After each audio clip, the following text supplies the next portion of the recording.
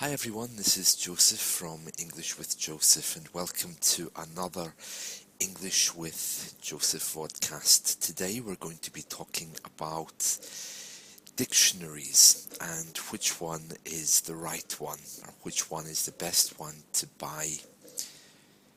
Before I start talking about that, I would like to say that there's a lot of courses out there which claim that you can talk English in 20 days, speak English in 3 months, English in 1 hour. And I don't mean to undermine their efforts to try to get you to speak English, but we need to be sensible. The idea that you can learn English in 2 minutes or 5 minutes or 3 hours or 3 months, I suppose, is a little bit ridiculous, and it is a marketing ploy, a marketing idea to get you to buy their products. Yes, of course, it contains useful information which will help you to learn, and if you really do additional work than what's contained in the book, you probably could speak English in 3 months, generally speaking, but there's no magical formula. There's no magical way in which English can be spoken so quickly. And to be honest, even if there were magical formulas to allow you to speak English so quickly, I wouldn't use them. If I could be Harry Potter and I could wave a magic wand so that your English would be perfect today, I wouldn't. And the reason why I wouldn't is because I wouldn't deny you the journey. The journey of learning English is a demanding journey. It's a journey which demands that you meet new people. It's a journey which asks you to challenge your thinking, your conventional way of being. It asks you to be someone else, particularly in the way that you use your time. It asks you to meet people that you wouldn't usually meet, and it asks you once again to be humble, to be like a child, to be open to receiving information. And for many people, that simply isn't something they're prepared to do. But the more humble you can become, the easier you'll find your pathway to English. This idea that English can be bought and sold, that it can be reduced down to some kind of commodity, to a very low form of something which can be bought and sold, is something which comes with our modern way of living. Most of my work comes from the internet, and I'm always surprised by the way people speak to me on the internet. Some people book a lesson and they don't turn up. And they don't turn up because the idea is, well, it's only the internet. The person isn't real. Other people, perhaps, at the last minute might cancel and they will say, well, it's only the internet. It's not like I've broken an appointment. It's only the computer. And I'm also struck as well sometimes by people who are very arrogant and rude, and they'll come to me and they'll say, okay, teach me English. And they think that because they're paying for a service that entitles them to this magic wand effect, this Harry Potter thing. And as I say, even if I could do that, I would never deny you the journey of learning. Learning English is a wonderful journey which has, well, to teach English is a wonderful journey also, and that's taken me to all different parts of the world, to meet some all different types of people. But one thing's for sure, those people who've succeeded in learning are people who've taken the time to let down their defences and to say, okay, right now I'm going to become like a child and I'm going to listen. Okay, moving on again to dictionaries. I'm always asked, how can I learn fast? Is there a book that you can recommend? And of course, those language courses maybe I could recommend, or I could recommend my own books. But when it comes to dictionaries, there is one dictionary I would recommend, and it's Webster's Dictionary.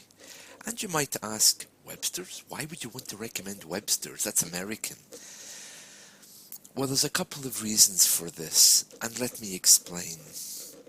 The first reason why I would recommend Webster's has nothing to do with where it's produced. It's simply because they produce a learner's dictionary.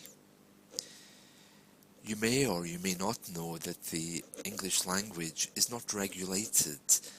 New words come and new words go all the time.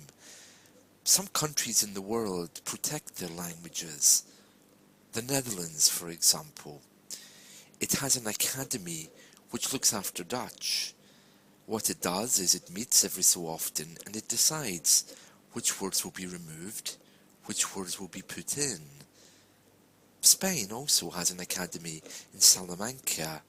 It decides, okay, what words will we remove from the language and what words will be put into it.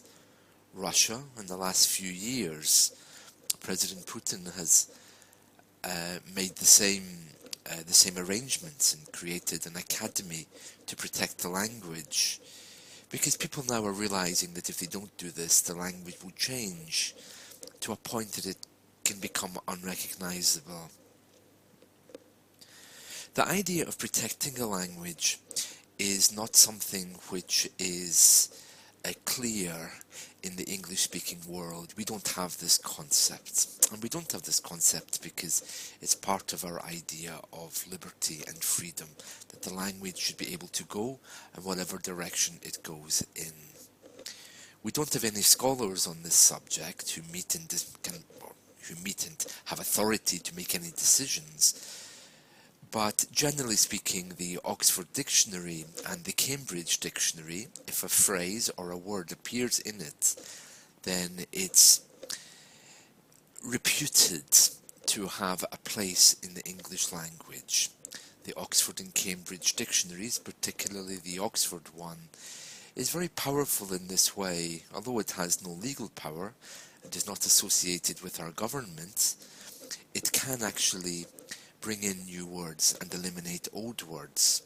And because it's very well respected, it kind of has a final say on this matter.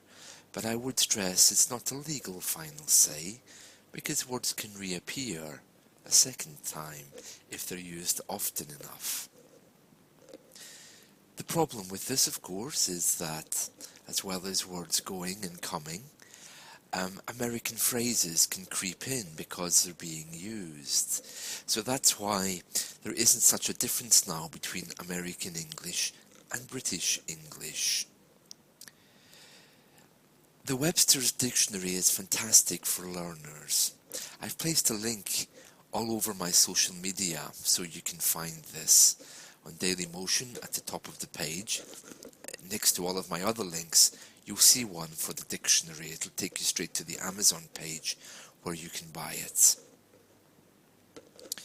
The good thing that it's a learner's dictionary also means that it has extensive explanations which other dictionaries don't. And of course the question is, oh, but it's American. But for someone who's learning English up to the intermediate level or beyond, don't really need anything more than this. Yes, it's true that there are some different words in American English, but they're few, and there's not many for you to be concerned about. The biggest differences in American English, I think it's the way they use some of their grammar. The way they use some of their grammar, no doubt, is very, very different, particularly when it comes to things like the perfect and past tenses. However, when it comes to a dictionary, I would have to recommend the Merriam-Webster's Learner's Dictionary. The link is above. Also on my Facebook, on my Twitter, if you follow my Twitter feed, and if you don't, you should, because there's lots of resources on there.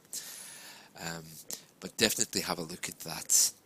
I can't remember the cost. My link goes to the Amazon.com site. It's an American publication. I don't know if it would be available in the other Amazon stores. So I hope that gives some explanation. Well, here in Barcelona, it's rather a cold morning, and I'm sitting here drinking a nice cup of tea before my first English lesson. Remember, feedback is always welcome on these podcasts. You can drop me a note on this site via my email or any other way that you would like. Okay, I hope this has been helpful today, and I will hopefully talk to you again tomorrow. So from me and everyone else who helps making this Learning English podcast successful, I wish you a very, very good day. And before you go, please do remember to check out the links at the top of the page. I've been making a few minor amendments, so hopefully you should be able to see those.